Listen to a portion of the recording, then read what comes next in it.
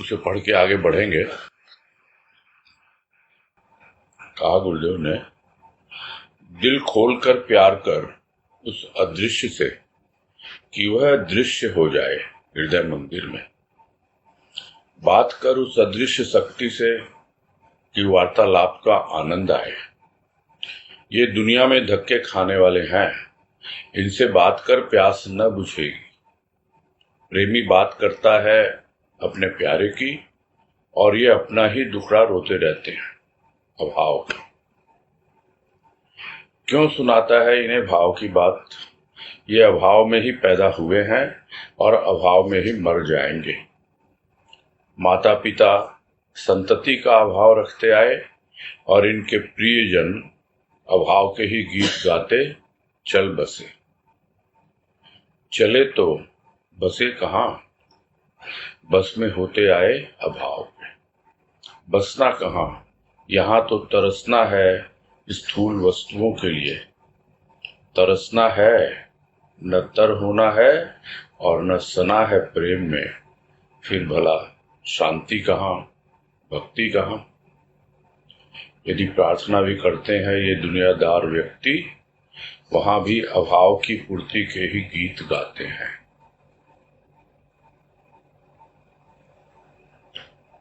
ये तो बहुत ही स्पष्ट गुरुदेव ने लिखा है और हमने कल भाव इसका लिया भी था और यही समझ में आया था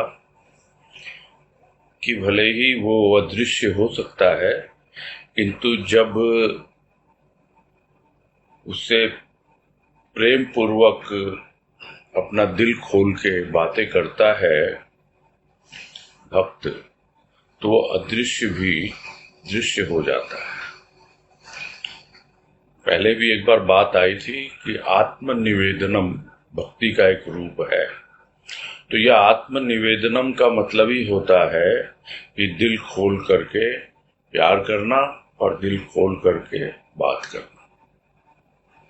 तब जाकर के बात करने का आनंद आता है। नहीं तो जिसे भाव की तलब है, जिसे भाव चाहिए, वो दुनिया वालों से जब बात करता है तो उसे कोई प्यास बुझती नहीं है। जो भाव प्रेमी होते हैं, भाव प्रेमी हैं, चाहिए भाव, तो फिर भाव योगी से बात करें शांत होकर, इत्मीनान से। ये तो बातें तो करते हैं और लोगों से, तो उससे क्या हासिल होता है? अभाव की ही बातें सुनता है और अभाव की बातें करता है। और प्रेमी अगर बात करेगा, भाव प्रेमी तो भाव की बातें करेगा, प्रभु प्रेमी प्रभु की बातें करेगा। दुनिया वालों का तो काम ही है अभाव का रोना रोना चलता रहता है, रोते ही रहते हैं, अभाव की ही बातें करते रहते हैं। तो गुरुदेव यही कह रहे हैं अपने मन की बात कि भाई तुम लेके बैठे हो इन्हें भाव की बातें सुनाने के लिए, और ये अगर प्रार्थना भी करेंगे तो उसके भीतर भी भाव की पूर्ति के ही गीत गाएंगे, और इनके माइंड में भौतिक वस्तुओं की पूर्ति, अभाव की पूर्ति, उसके अलावा कुछ है ही नहीं। रुपया पैसा धन दौलत, और माता पिता को क्या, अगर संतान नहीं हो रही, संतान हो जाए, संतान हो गई अब उसकी नौकरी लग जाए या अच्छा बिजनेस हो जाए, फिर शादी हो जाए, ऐसा हो जाए, मतलब कभी अंत होता ही नहीं है। और सही बात है, कल जो प्रश्न भी आया था कि यदि उसके सामने हम नहीं रखें ये सब बातें तो किसके सामने रखेंगे? रखने की वास्तव में जरूरत है भी नहीं। शुरू में होता है, हम रखते हैं, किंतु धीरे धीरे हमको समझ में आ जाता है कि उसको सब पता है, बोलने की जरूरत है नहीं। जिस तरह हम देखते हैं कि जिससे हमारी अंतरंगता होती है, इंटीमेसी होती है, उसको सब मालूम होता है कि इसको किस वक्त क्या चाहिए, क्या है नहीं है, क्या इसके मन में चल रहा है, क्या बातें हैं, उस तरह है। और यदि हम अपने प्रभु से अंतरंगता करेंगे तो स्वाभाविक है, उसको सब मालूम है, लेकिन उसके लिए उसके साथ कुछ समय बिताना पड़ेगा। और वो समय सिर्फ कहने के लिए नहीं, जिसको अक्सर हम कहते हैं कि क्वालिटी टाइम, यानी समय हो, उसके अंदर क्वालिटी हो, गुण हो। और गुण कौन सा हो? भाव का।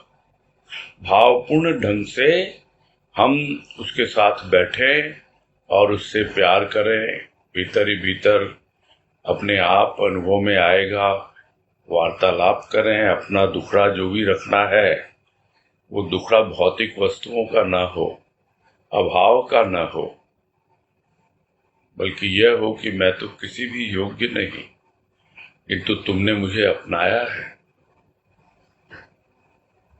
मैं तो एक छोटा सा बालक हूं और तुम परमपिता परमेश्वर हो, सब जानते हो अंतर्यामी। मुझे बोलने की क्या जरूरत है? बस मुझे तो तुम्हारे प्रेम और भाव में ही रहना है, यही मेरा जीवन।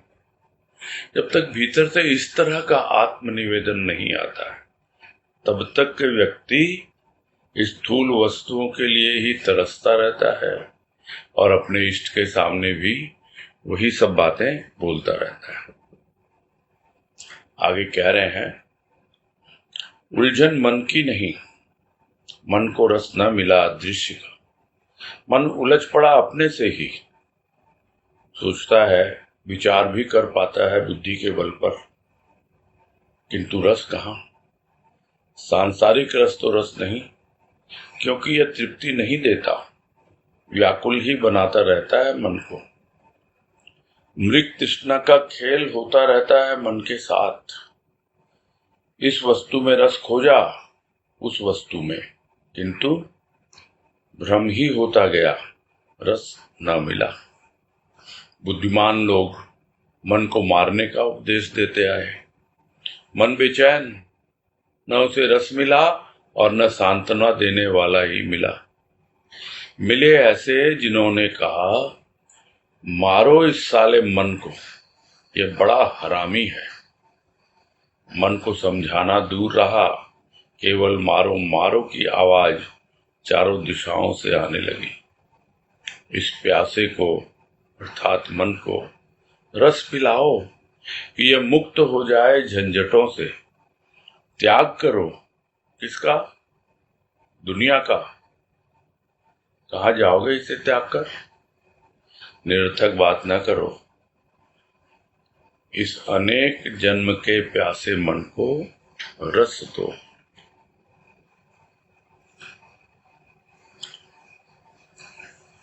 और बार बार यही बात आती है। मन और तन का जब हुआ, तब भी मन के बारे में गुरुदेव ने यही समझाया। और अब फिर से जब भाव की बातें हो रही हैं, तब भी शुरुआत अभाव से किया कि अभाव की बातें लोग करते हैं तो भाव की बातें कैसे समझेंगे। फिर यदि मन के ऊपर अगर फोकस करते हैं तो लगता है ये मन जो है वो उलझा हुआ है इन्हीं सब अभाव में, अपने संस्कारों में, अपनी रूढ़िवादिताओं में। तो ये देखा जाए तो दूसरों में कहीं नहीं उलझा हुआ है, ये अपने आप में ही उलझा हुआ है, अपने ही विचारों में उलझा हुआ है। जो भी उसकी मान्यताएं हैं वो कोई दूसरों की नहीं है, उसके अपनी मानी हुई बातें हैं, उसके अपने विचार बन गए हैं, ऐसे संस्कारों के कारण बन गए हैं। अपने आप में ही मन उलझा हुआ है और फिर उसी में उलझा रहता है। उलझन दूर होती नहीं, सुलझती नहीं, तो मन को रस मिलता नहीं, उसी उधेड़ बुन में लगा रहता है। कुछ बुनता है ताने बाने और फिर उसे उधेड़ देता है। यह उधेड़ बुन चलती रहती है क्योंकि कुछ तो करना ही है मन को। मन तो शांत होके बैठ सकता नहीं है। शांत कब होगा? शांत तभी होगा जब उसे रस मिलेगा, और वो रस हो सकता है अभी उसे पता नहीं उसके बारे में वो कौन सा रस है। इसलिए वो अदृश्य का रस, अदृश्य का यानी जिसे न कभी देखा, न कभी सुना, न कभी अनुभव किया, ऐसा रस मन को मिलता है, तभी उसे समझ में आता है। और नहीं तो मन की जो कि आपस में ही उलझन है उसमें ही लगा रहता है, बहुत कुछ सोच विचार करता है, बुद्धि के द्वारा खींच के लाता है बुद्धि को कि बता बुद्धि क्या समस्या है मेरे साथ। तो बुद्धि भी कुछ बोलती है, किंतु रस तो फिर भी नहीं मिलता ना, क्योंकि रस बुद्धि में नहीं है, रस तो हृदय में है। और हृदय से कैसे बात करे? वो भी तो उसका ही एक अलग रूप है। उस हृदय में तो उसने दुनिया को बसा रखा है, घर संसार को बसा रखा है, अपने रिश्तेदारों को, बच्चों को, पति पत्नी को, माता पिता को, यही सब बसे हुए हैं उसके हृदय में। और प्रेम के नाम पर उन्हीं सबसे प्रेम करता है। तो फिर कैसे हृदय से बातें करेगा? वो बुद्धि से बात करता है, किंतु रस फिर भी नहीं मिलता है, और फिर ढूंढता है बाहर संसार में। तो वो तो रस ऐसा है जिसको गुरुदेव यहाँ कहते हैं कि वो मृग तृष्णा है, तृप्त होता ही नहीं, प्यास और बढ़ती ही चली जाती है। भौतिकता में आज तक तो ऐसा कोई रस बना नहीं है जो प्राणी को पूरी तरह से तृप्त कर दे। संतुष्टि ही नहीं होती तो तृप्ति कहां से आएगी? संतुष्टि भी तभी होगी जब रस पीकर थोड़ा सा उसे विश्राम मिले। विश्राम मिले तो संतोष आए थोड़ा। वो तो भागता रहता है सुबह शाम, शरीर भागता है, मन भागता है, मन भागता है, शरीर को दौड़ाता है, थका देता है। ये जो मन और तन का जो संबंध, उसको इतने अच्छे से गुरुदेव ने उस लेख में हमें समझाया है। सबसे पहले वहीं से प्रारंभ हुआ था हमारा ये 1 बजे वाला सत्संग, और उसमें हमने अच्छी तरह से समझ लिया था कि यह मन क्या है, मृग तृष्णा का खेल उसी में उलझा हुआ है। रस खोजता है, इसमें खोजता है, उसमें खोजता है, और लगता है कुछ रस है शायद, किंतु भ्रम ही है, रस मिलता नहीं है। जैसे हिरण को लगता है वो दूर में है, रेगिस्तान में, मृग तृष्णा यही तो कहलाती है। प्यासा है, रेगिस्तान में घूम रहा है, और दूर दिखलाई पड़ता है कि कोई जल होगा, दौड़ के जाता है नजदीक, तो फिर प्यासा ही रह जाता है, वहां पहुंच के भी प्यासा रह जाता है, क्योंकि वहां वह जल है ही नहीं। तो इस तरह मृग की तृष्णा बनी रहती है। समस्या कहां है? यहां तो गुरुदेव जो बात कर रहे हैं वो संसारी लोगों की बात कर रहे हैं, जो पूरी तरह दुनियादारी में आकंठ डूबे हुए हैं। और अभी की परिप्रेक्ष्य में, क्योंकि गुरुदेव के समय आप जरा विचार करें, आज से 50 साल पहले ये पुस्तक लिखी हुई है। उस वक्त सत्संग की क्या अवस्था थी? इसलिए जो भी बातें वो कहते हैं समयानुसार, उस समय जो उन्होंने देखा, उस वक्त तो बाहर के लोगों पे ही नजर ज्यादा जाती थी। और आज 50 साल में जो सत्संग में डेवलपमेंट हुआ है, तो हम यह तो कह सकते हैं कि हम अब वो दुनियादारी तो इतनी नहीं है हमारे भीतर, तो फिर भी समस्या तो है ही कुछ ना कुछ। मृग तृष्णा तो अभी भी बनी हुई है, और कुछ लोगों का भाग्य अच्छा है जिन्हें कुछ कुछ भाव के रस की अनुभूति हुई है, किंतु फिर भी वो प्यासे हैं और शिकायत करते रहते हैं। एक और तो भजन मुझे याद आ रहा है और एक और एक गाना याद आ रहा है। पहले गाना ही बताते हैं कि लोग पीते हैं, लड़खड़ाते हैं, दिल से दुनिया का गम मिटाते हैं। एक हम हैं कि तेरी महफिल में प्यासे आते हैं, प्यासे जाते हैं। ये अवस्था है प्राणी की। देखता है दूसरों को, भाव में मग्न होकर दिल से दुनिया का गम मिटाते हैं। कोई गम नहीं है उनके जीवन में, कोई दुख, कष्ट, परेशानी, क्योंकि वो भाव का रसपान करते हैं। और एक हम है, अरे कहाँ है भाव, हमको फिर भी लगता रहता है, परेशानी कर लगी रहती है, प्यासे ही आते हैं, प्यासे चले जाते हैं। किंतु जो वास्तव में लगा है भाव की खोज में, वो तो यही कहेगा, जो अब भजन की पंक्ति याद आ रही है कि दुनिया से क्या लेना देना, सबकी अपनी अपनी आशा, सबकी अपनी अपनी आशा है, उनसे क्या लेना देना। तो दुनिया से क्या लेना देना, सबकी अपनी अपनी आशा। मृग तृष्णा में कोई भटके, कूप किनारे कोई प्यासा। कुएं के किनारे आ गया, सत्संग में आ गया, फिर भी प्यासा है।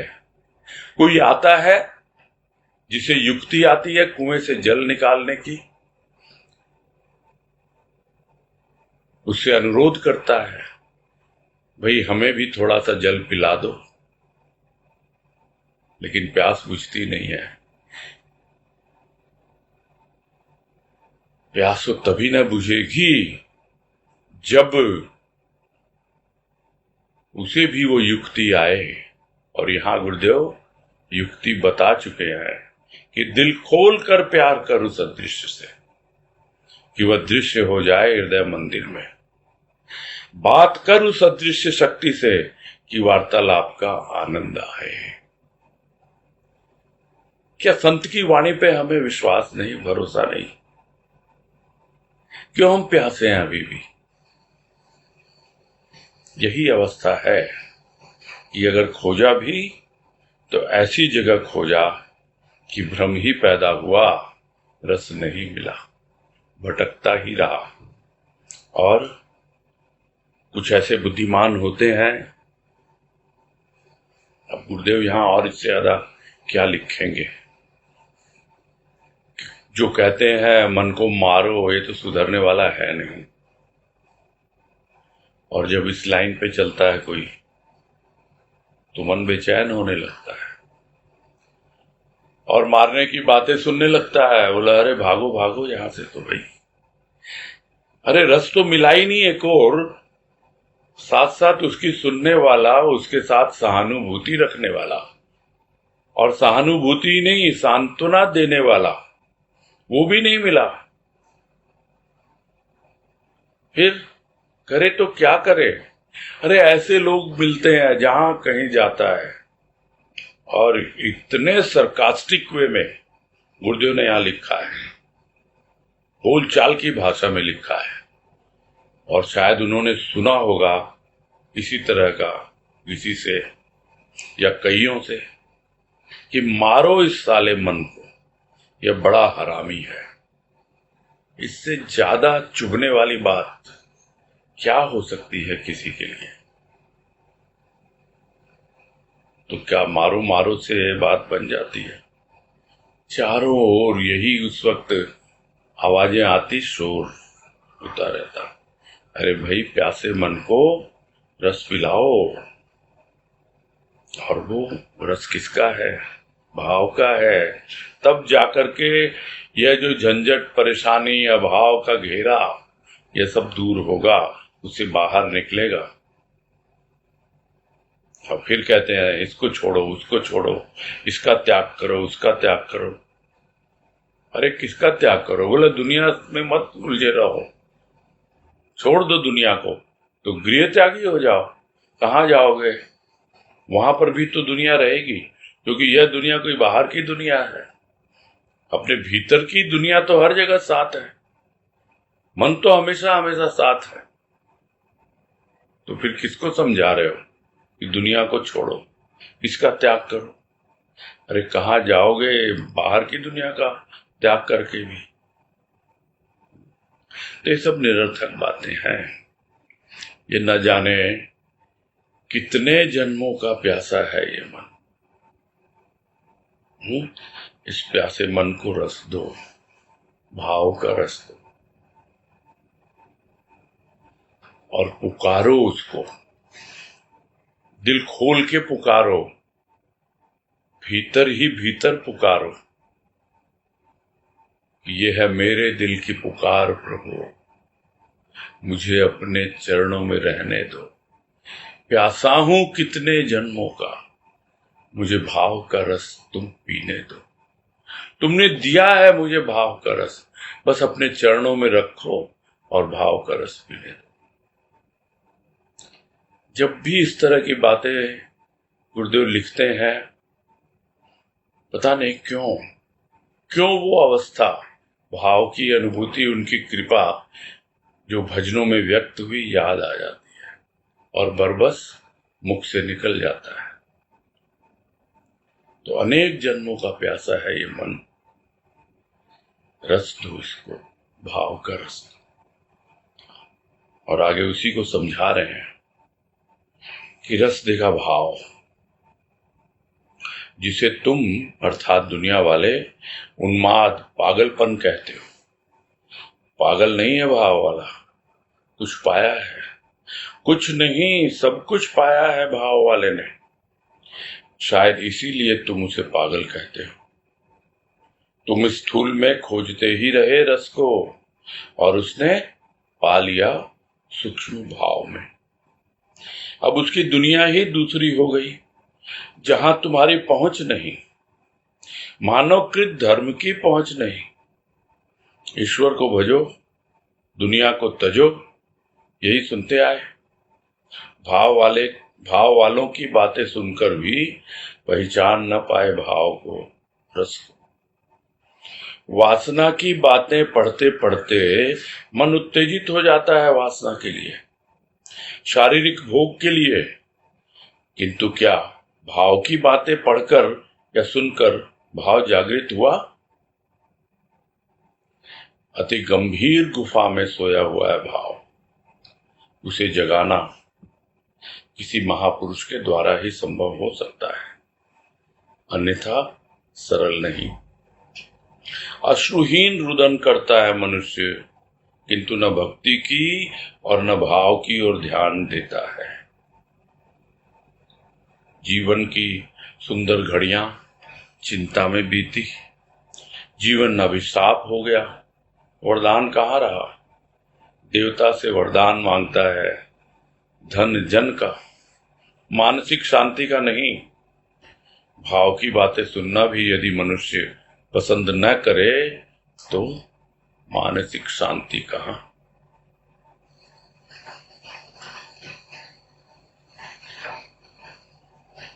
और यही कह रहे हैं कि जन्मों से प्यासे मन को भाव का रस दो। और जिस किसी भाव वाले को देखते हो तुम साधारण प्राणी, दुनिया वाले, और उसे कहते हो ये भाव क्या है, ये तो पागलपन है, ये तो उन्माद है। पागल नहीं है भाव वाला,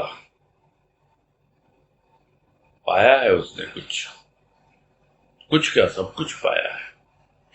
अपने पूरे जीवन को दांव पे लगा दिया, तब जाकर भाव मिलता है। और जब मिलता है तो पूरा एक जीवन मिलता है। यह कोई जीवन का रिनोवेशन नहीं है। रिनोवेशन, जिसको हम शुद्ध हिंदी में कहते हैं जीर्णोद्धार, यानी जैसे कोई खंडहर हो रहा हो, किला या पुराने विचारों के, देखते हैं हम लोग कहते हैं उसका जीर्णोद्धार हो गया। जीर्णोद्धार नहीं है ये तो नेस्त नाबूद हो जाता है। पूरा का पूरा हमारा सूक्ष्म एकदम भस्मीभूत हो जाता है और एक नया जीवन शुरू होता है। यह अवस्था होती है जब आप अपने पूरे जीवन को दांव पे लगाते हैं उस भाव को पाने के लिए, और वो भाव जब आता है तो वो जीवन ही बिल्कुल अलग होता है। समझ नहीं पाते लोग, और लोग समझते हैं यह तो एक पागल है, यह तो सिरफिरा है, पता नहीं क्या क्या बकता रहता है। अरे भाई, तुम खोजते रहे बाहर की चीजों में, इस स्थूल में,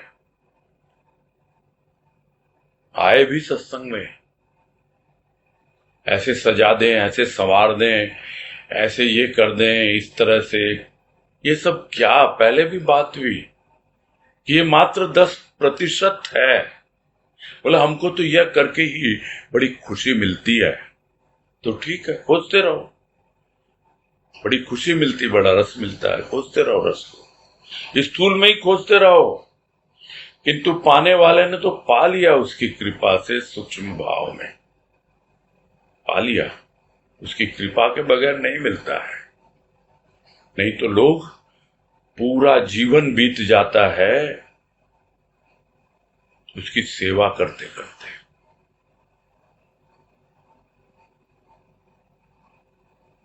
सेवा करते हैं, प्रेम नहीं करते। यही तो समस्या है। मैं बड़ी पतिव्रता स्त्री हूं, मैं पति की सेवा करती हूं, पूरा ख्याल रखती हूं।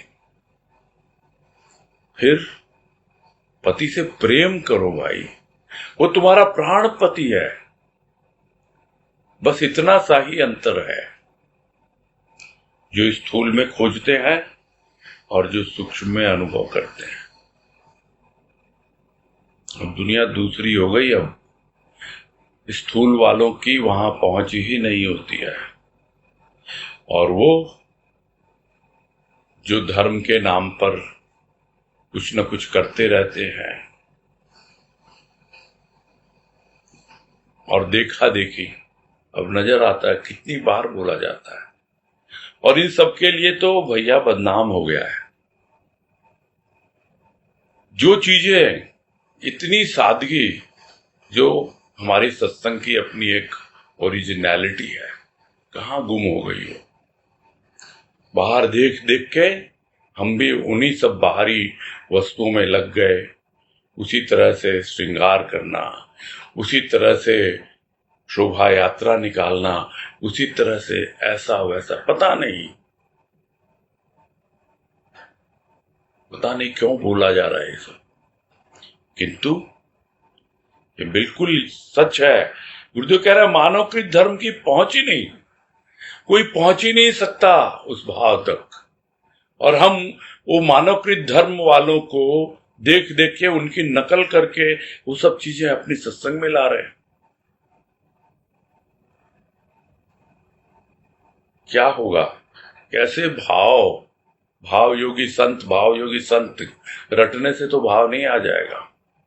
गुरुदेव बिल्कुल बतला रहे हैं यहां पर, ये बिल्कुल अलग दुनिया है, बिल्कुल अलग ढंग है इसका।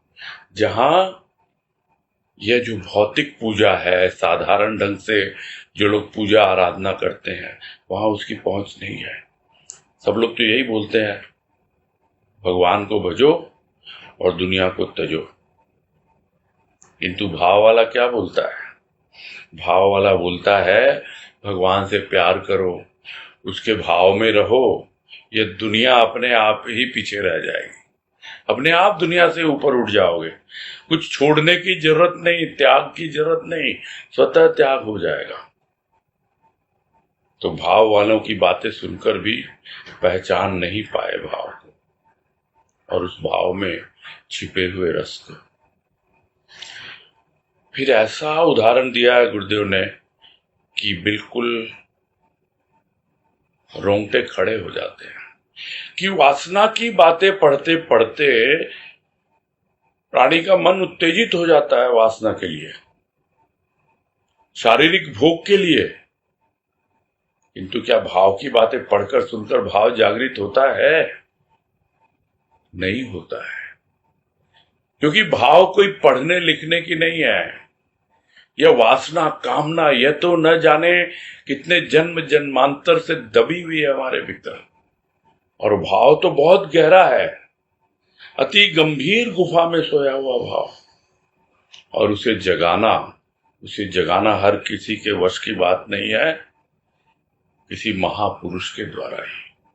और वो महापुरुष आया है हमारे जीवन में संत बनकर, बस उसकी कृपा हो जाए, और वो कृपा तभी करता है इस ढंग से कम भाव की जागृति के लिए, जो गुफा में सुप्त और लुप्त है भाव, उसको बाहर निकालने के लिए तभी कृपा करता है जब हमारा एकमात्र उद्देश्य भाव में जीना हो।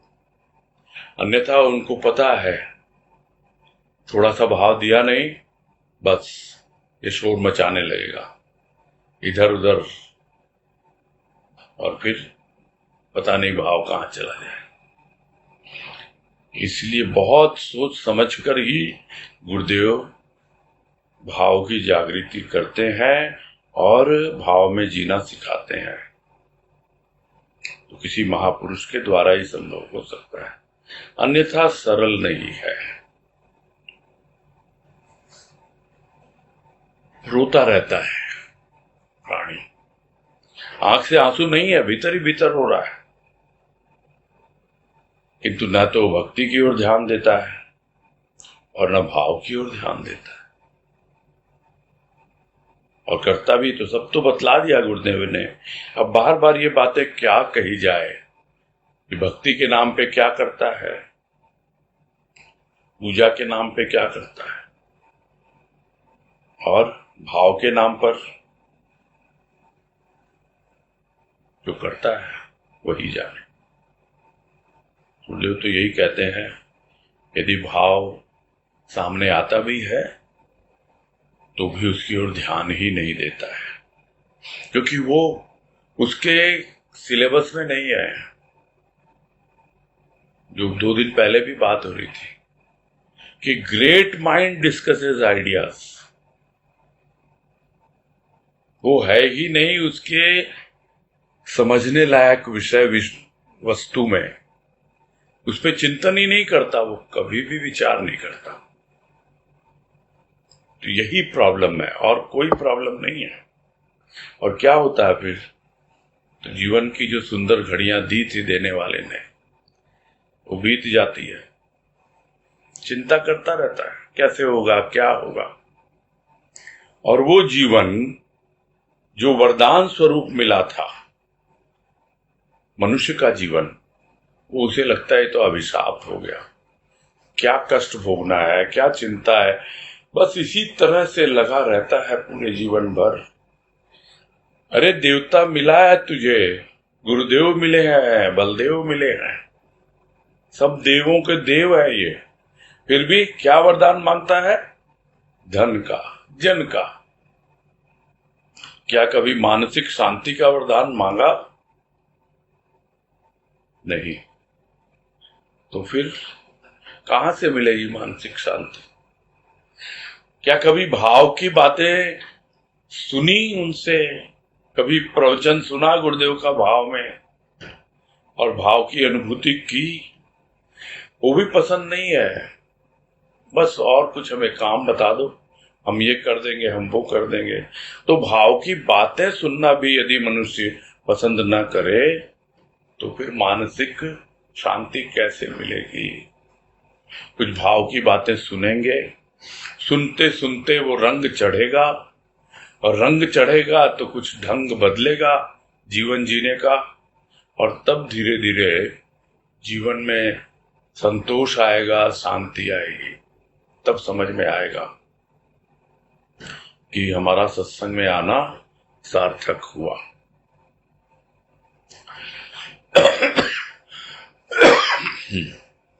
आगे कह रहे हैं, भाव की भूमिका न आकाश और न पाताल। एक शब्द सुनकर भी मनुष्य भाव में आ सकता है, पूर्ण ग्रंथ पढ़कर या सुनकर भी नहीं। सुनता है बुद्धि से, मन से, प्राणों की व्याकुलता से नहीं। न घर छोड़ना पड़ता है और न मन बुद्धि ही सहायक होते हैं पूर्ण रूप से भाव के लिए। प्रश्न हो सकता है, तब भाव का आगमन कैसे होगा? जब कभी प्रेम की उत्ताल तरंगें प्राणों को स्पर्श करती हैं, भाव का केवल उदय ही नहीं होता, तरंगे मारने लगता है भाव। प्राणी भूल जाता है नाम ग्राम, अथच रोम रोम पुलकित हो जाता है। जिस रोमावली से पसीने की बूंदें निकलती हैं, वहां भाव के प्रभाव से शीतलता आ जाती है। शरीर की गंदगी सुगंध में बदल जाती है तथा चारों ओर आनंद की वर्षा होने लगती है। और गुरुदेव यही समझा रहे हैं इसमें कि भाव की बातें शुरू किए हुए इतनी देर हो गई, कम से कम 10 पेज लिख दिए गए उस पर। तो लोगों को यही लग रहा है कि बस खाली भूमिका ही बांधते रहेंगे या कुछ बताएंगे भी भाव क्या है, कैसे जागृत होता है, किस तरह से हम भाव की अनुभूति करें। तो कह रहे हैं भाव की कोई भूमिका नहीं है। ये सब बातें जो कही गई हैं वो कोई भूमिका नहीं है भाव की। चाहे आप आकाश की बातें कर लो, चाहे पाताल की बातें कर लो, किंतु भाव की बातें उसकी भूमिका बनाकर की जाए। भूमिका क्या होती है? प्रारंभिक अवस्था, धीरे धीरे धीरे धीरे। तो कोई भूमिका बना के नहीं बोला जा रहा है। हो सकता है एक शब्द भी कोई सुने, उसको सुनकर भी मनुष्य भाव में आ सकता है। क्यों, कैसे आ सकता है? वो आगे बताया है कि वो एक शब्द भी यदि हमारे प्राणों की गहराई तक पहुंच जाए तो भीतर जो गुप्त और सुप्त है भाव, वो प्रकट होना प्रारंभ हो जाए। तो एक शब्द सुनकर भी मनुष्य भाव में आ सकता है, और हो सकता है पूर्ण ग्रंथ पढ़कर या सुनकर भी नहीं। संभावना है कि ये पूरी पुस्तक पढ़ लें भाव योग, और कोई यह समझ के बैठा हो कि ये पूरी पुस्तक पढ़ने के बाद हमारे भीतर भाव की जागृति हो जाएगी। आवश्यक नहीं है। तो जिसको भाव में आना है उसके लिए क्या चाहिए? उसके लिए चाहिए प्राणों की व्याकुलता। सुनता है, बुद्धि से सुनता है, मन से सुनता है, किंतु प्राणों की व्याकुलता से नहीं सुनता है। यदि प्राणों की व्याकुलता से संत की वाणी को कोई सुने तो अपने आप ही उसके भीतर भाव की जागृति होती है। और एक बार जागृति हो जाती है तो फिर न घर छोड़ना पड़ता है और न मन बुद्धि सहायक होते हैं। यदि आपको भाव की जागृति करनी है और सोचो कि भाई हम आश्रम में पहुंच जाए और वहां जाके रहें, वहां जाकर के साधना करें तो भाव की जागृति हो जाएगी। बहुत से लोग सोचते हैं कि फला फला जगह जाके रहेंगे और हो जाएगा, किसी दूसरे आश्रम की क्या बात करें। अपने यहाँ ही गुरुदेव की कृपा से अनेक सत्संग के स्थान बन गए हैं और आश्रम का वातावरण भी मिलता है, और लोग सोचते हैं वहां जाकर के हमें भाव की जागृति हो जाएगी। अभी हम घर से दूर हैं, उसको कोई आवश्यक नहीं है। यही कह रहे गुरुदेव, न घर छोड़ना पड़ता है और न मन बुद्धि ही सहायक होते हैं पूर्ण रूप से भाव के लिए। यानी पूर्ण रूप से भाव के लिए आपको कोई आवश्यक ही नहीं है कि आप इस भ्रम में रहो कि अरे सब कुछ छूट जाएगा मेरा। तो छूटेगा, जो निरर्थक होगा वो छूटेगा, जो आवश्यक है वो अपने आप होगा। अभी हम उसके लिए बहुत कष्ट उठाते हैं, बहुत मेहनत करते हैं, सिर पे बोझ लेके बैठे हैं कि ये काम करना वो काम करना, और एक बार जब भाव की जागृति हो जाती है स्वतः सारे कार्य होते हैं जो आवश्यक हैं, निरर्थक छूट जाते हैं और बड़े सहज रूप से होते हैं। तो घर छोड़ने की बात तो बहुत बाद में आती है। धीरे धीरे जीते जाओ भाव को, और पूर्ण रूप से भाव अपने आप ही हमारे जीवन में आ जाएगा। तो न घर छोड़ना पड़ता है, न मन बुद्धि सहायक होते हैं, तो फिर भाव का आगमन कैसे होगा भाई? कोई तो तरीका होगा। तो गुरुदेव अपना अनुभव लिख रहे हैं कि जब कभी प्रेम की उत्ताल तरंगे प्राणों को स्पर्श करती है, भाव का केवल उदय ही नहीं होता, तरंगे मारने लगता है भाव। प्रेम की उत्ताल तरंगे, और ये बात पहले भी बताई है कि इतना भीतर में प्रेम उमड़ने लगे और हमारा हृदय पूरी तरह प्रेम से आप्लावित हो जाए और उछाले मारने लगे सागर की तरह, तब जाकर के भाव का सिर्फ उदय ही नहीं होता, वो भाव भी इस प्रकार से प्रेम के साथ मिलकर के हमें उस अवस्था तक पहुंचा देता है जहां पर प्राणी सब कुछ भूल जाता है, यहां तक कि अपना नाम भूल जाता है, वो कहां बैठा है, क्या उसका स्थान है, क्या है वो भी भूल जाता है। और इतना ही नहीं, उसका रोम रोम पुलकित हो उठता है। और ये सब बातें पहले भी गुरुदेव ने इसी लेख में हमें समझाई हैं कि उसके लक्षण से हम समझ सकते हैं कि हाँ, अब भाव जाग गया है। फिर आगे कह रहे हैं कि रोम रोम पुलकित होता है तो इतनी शीतलता आ जाती है उस भाव के प्रभाव से रोम रोम में, और वो जो रोमावली, एक एक रोम, जिससे गर्मी के मारे पसीने निकलते थे, कभी बाहर की गर्मी, कभी भीतर की गर्मी, कभी बाहर का प्रेशर, कभी भीतर का प्रेशर, अनेक तरह के दबाव होते हैं भीतर में। उसकी वजह से भी कभी चिंता का, कभी कुछ और, कभी तो एकदम व्याकुल रहता है प्राणी और खूब पसीने आते हैं उसको, और कभी बाहर की गर्मी से भी आते हैं। तो जिस रोमावली से पसीने की बूंदें निकलती हैं, वहां भाव के प्रभाव से शीतलता आ जाती है। और जब पसीने निकलते तो क्या होता है? दुर्गंध आती है।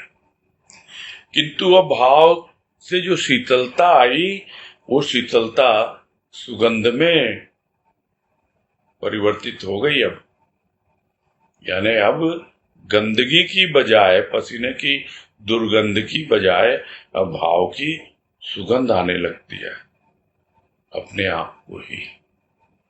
समझ में आता है। कस्तूरी के मृग को अपनी सुगंध से परिचय मिल जाता है। अब तक वो भटक रहा था मृग तृष्णा में, न जाने कहां कहां, और जब भीतर से सुगंध मिली उसे, तब पता लगा कि हाँ, वो भाव मेरे ही भीतर छिपा हुआ था। कृपा हुई संत की, जागृत हुआ, और फिर चारों ओर आनंद की वर्षा।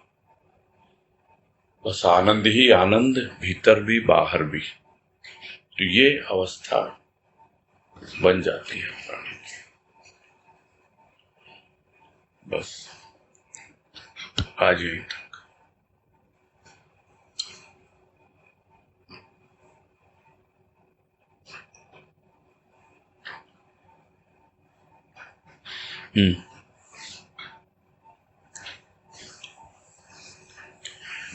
हाँ, अजय बंसल, बोलिए।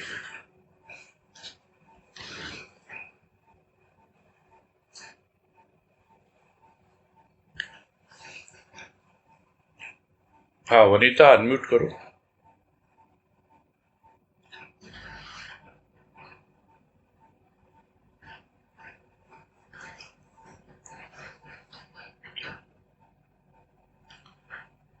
समस्या आ गई है लगता वहां।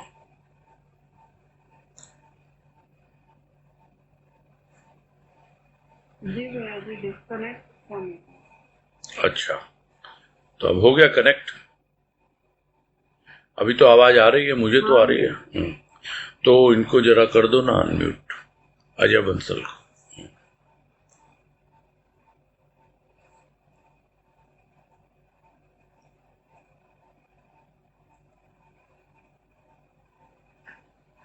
क्योंकि जब तक आप अनम्यूट नहीं करेंगे वो नहीं कर पाएंगे। कर दीजिए भैया जी। हैं? कर चुके भैया जी।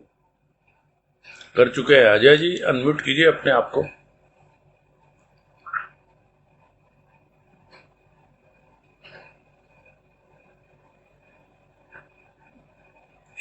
वनीता, आपका माइक नहीं इधर दिख रहा है यहाँ पर। हाँ, आपका जो माइक्रोफोन का फोटो दिखता है पार्टिसिपेंट्स की जगह, जहाँ हैंड रेज हम लोग देखते हैं, हाँ अब दिखाई दिया ना। अब करिए अनम्यूट आप। उस वक्त कुछ गड़बड़ हो रहा था मुझे लग रहा है। हाँ, अजय बंसल को अनम्यूट कीजिए। हाँ अजय जी, आप थोड़ा ध्यान रखिए।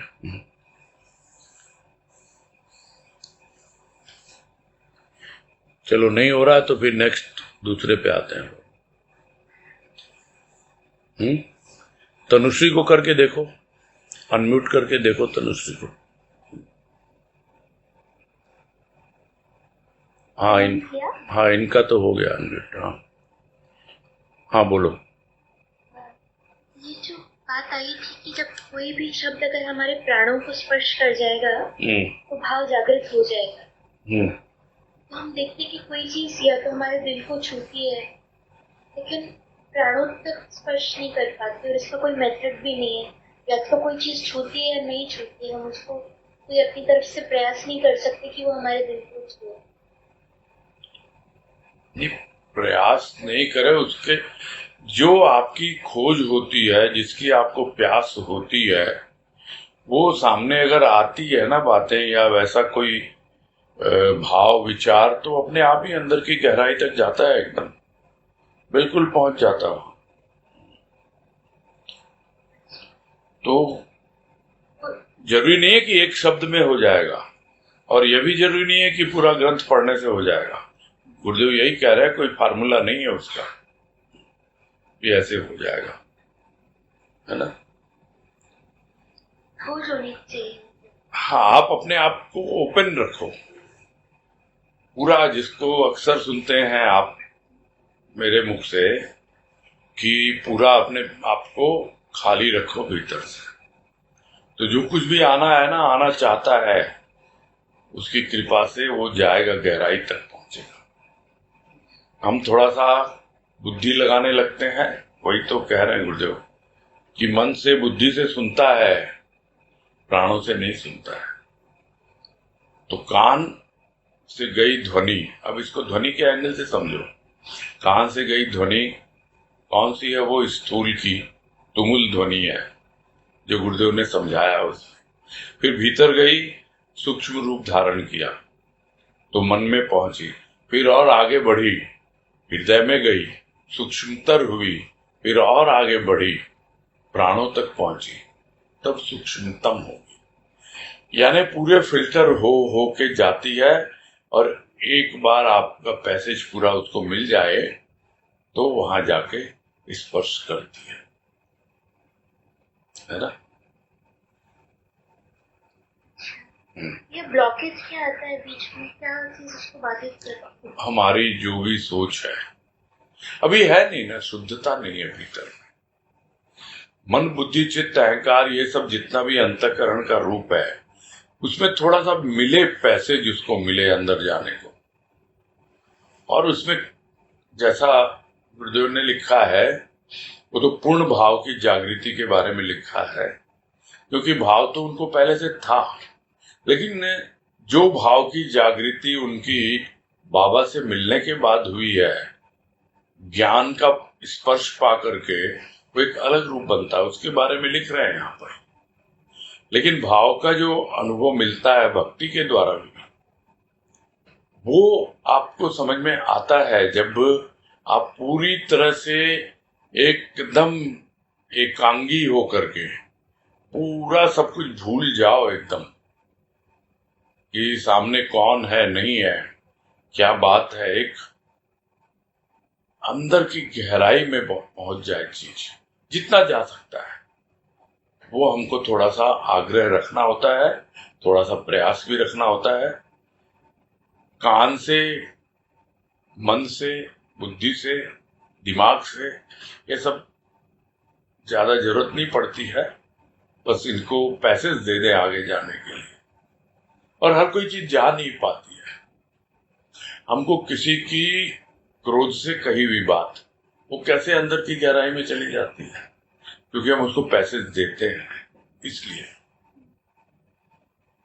लेकिन किसी के प्यार की बातें हमको लगता है तो ऐसे ही ढोंग कर रहा है, ऐसा कुछ भी नहीं है ना। क्योंकि हम बहुत बार देख चुके हैं लोगों को कि किस तरह लोग प्यार के नाम पर हमें भ्रमित करते हैं, फुसलाते रहते हैं।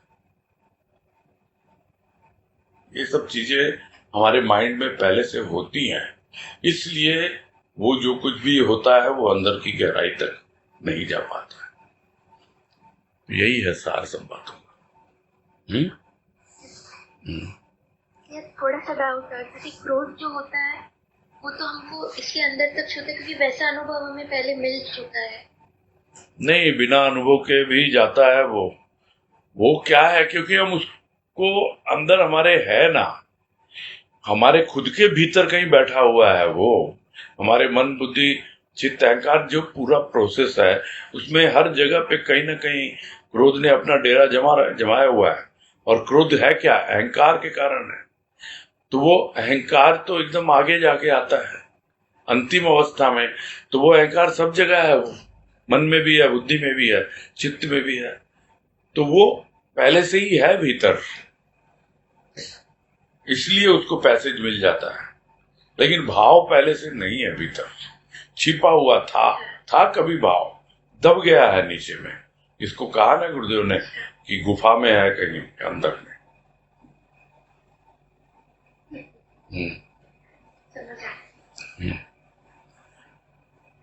हाँ, हरिओम। हाँ वनीता, जरा देखो अब अजय बंसल का खुलता है क्या? ठीक है सर। और नहीं तो फिर नेक्स्ट लेंगे पूजा रूमटा। हाँ खुल गया ना अभी तो। हाँ जी बोलिए अजय जी। हाँ भैया प्रणाम। हाँ नमस्कार, बोलिए। ये प्रेम और भाव एक ही चीज है या अलग अलग है? प्रेम भी एक प्रकार का भाव है, क्योंकि प्रेम से हमारा परिचय है, इसलिए गुरुदेव प्रेम की बातें बार बार कहते हैं। कि प्रेम करोगे बिल्कुल प्राणों से, गहराई से, तो अपने आप ही तुम्हें भाव की अनुभूति होने लगेगी। भाव में सब कुछ समाया हुआ है, और प्रेम जो है वो भी भाव का ही एक अंग है, मेरे समझे। मैं अपनी बात कह रहा हूं, गुरुदेव ने कहीं इस तरह मैंने पढ़ा नहीं है लिखा हुआ, लेकिन ऐसे लोग मिल जाते हैं जो प्रेम तो करते हैं, एकांगी प्रेम भी करते हैं, किंतु वो भाव का ही एक अलग रूप होता है, भौतिकता उसमें ज्यादा होती है। ऐसे ही मेरे को भी याद आ रहा है ना, बोलो तो अपना एक अनुभव, एक वार्तालाप मैं शेयर करता हूं सबसे, जो राजमाँ के साथ हुई थी बातें। कुछ इस तरह की बातें हो रही थी, तब उन्होंने कहा मुझे, अब शायद आजमा रहे थे या कुछ क्या था, कि भैया ऐसा है, प्रेम तो मजनू को भी लैला से था, और एकदम एकांगी प्रेम था, तो क्या वो प्रेम नहीं था? मैंने कहा बिल्कुल प्रेम था वो, किंतु वो जो प्रेम था वो सूक्ष्म में नहीं था। वो जो प्रेम था वो उसमें देहबोध बहुत ज्यादा था, वो सूक्ष्म का प्रेम नहीं था। तो जब हम किसी को प्रेम करते हैं तो वो सूक्ष्म का प्रेम जब आता है उसमें, तब धीरे धीरे भाव की जागृति होने की संभावना बढ़ जाती है। और जब हम सिर्फ स्थूल तक ही सीमित रहेंगे तो फिर भाव की जागृति होना थोड़ा कठिन हो जाता है।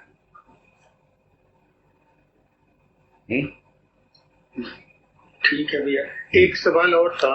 हाँ बोलिए। जैसे ये जो अपने बात करते हैं मुमुक्षत्व की, मतलब वो जो मेरे समझे है, वो प्राणों की व्याकुलता हो गई, इंटेंस डिजायर। एक हो गया भाव, एक हो गया चिर शांति, एक हो गया आनंद। तो मुझे क्या मानना चाहिए इन चारों में से? किन में से? क्योंकि जैसे मुमुक्षत्व, भाव, चिर शांति, आनंद, तो लक्ष्य तो आनंद का है, चिर शांति का है। ये सीरियल वाइज ही आते हैं, एक के बाद एक ही आता है। अच्छा। हाँ, जो सीक्वेंस आपने बताई है उसके बाद ही एक के बाद एक आते हैं। ये जब चिर शांति आएगी तो आनंद अपने आप आएगा, आनंद। और जब आप मोक्षा लोगे तो उसके बाद की जो अवस्था बनती है, प्राणों में व्याकुलता होती है, तो भाव आता ही अपने आप। तो ये सीक्वेंस कह सकते हो आप।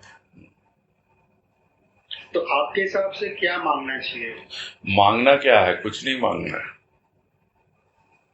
बस अपने आप को निवेदन करते रहना है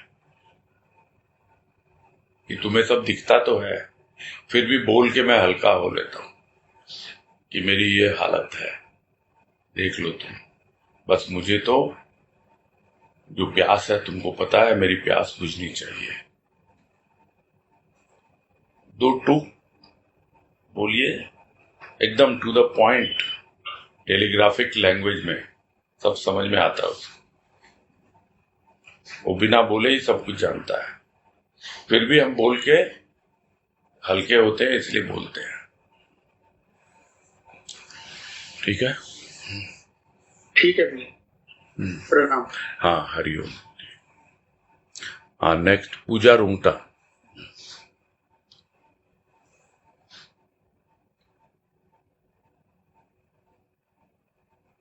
हेलो। हाँ बोलिए। प्रणाम। हाँ। मंजू बोल रहे हैं।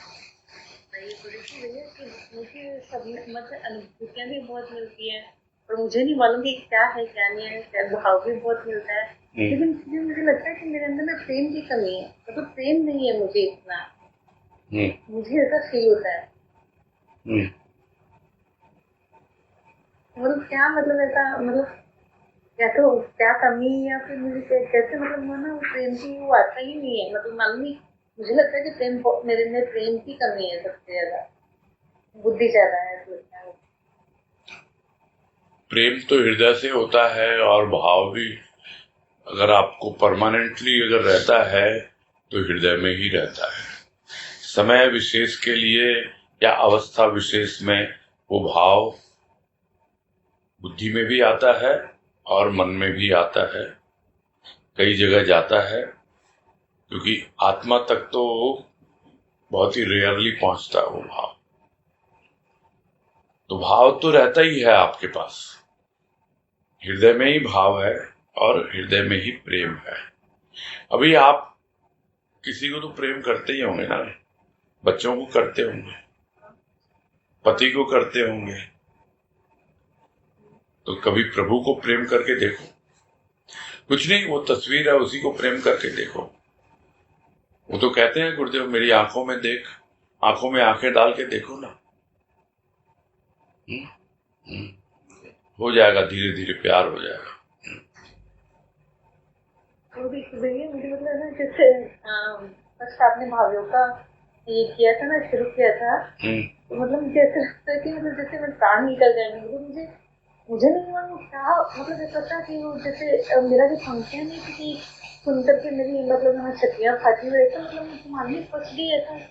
ऐसा क्यों, मतलब जैसे इतनी बेचैन और मतलब इतना हो गया, कुछ नहीं। ये क्या चीज है भैया? नहीं, कुछ नहीं है, आप उसको सहजता से लो और अपने आप ही गुरुदेव कृपा से वापस आ जाता है। वो एक व्याकुलता तो होती है, वो व्याकुलता ही तो देखता वो है ना। धीरे धीरे आपको अनुभव में आएगा। आप गुरुदेव की आंखों में आंखें डाल के देखो, अपने आप धीरे धीरे प्यार हो जाता है। ऐसे कुछ नहीं है ना। आपके मन में इच्छा हुई ना कि मैं प्रेम करूं उससे, प्रेम तो है। अब उधर से थोड़ा ध्यान हटाओ, है ना, घर परिवार से, अब उससे प्यार करो। हाँ, हो जाएगा, कृपा होगी तो जरूर। हाँ, हरिओम। थैंक यू की कोई बात नहीं है। हाँ, हरिओम। हाँ भाई, फिर अनीता तुलसियान ऐसे ही थोड़ा जल्दी हाथ खड़ा कीजिए, आपको हर बार बोला जाता है। चलिए चलिए, अनम्यूट करो भाई, नहीं तो शिकायत रह जाएगी फिर।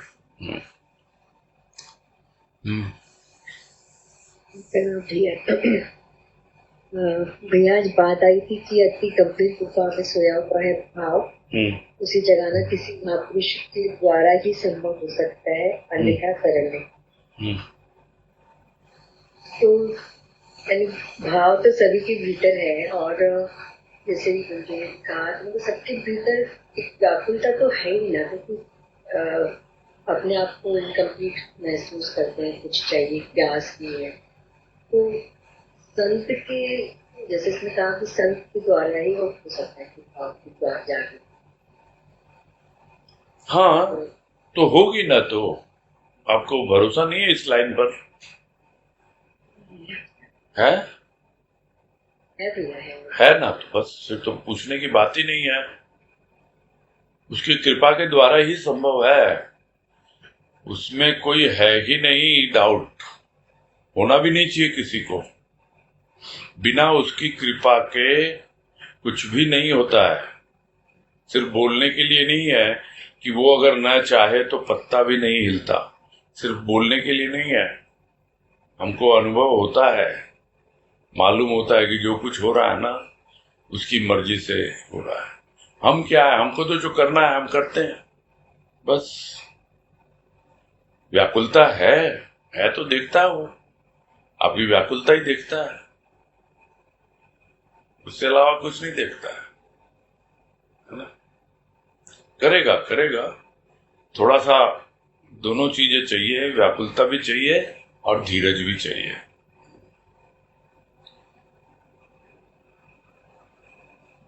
ठीक है। हाँ, हरिओम।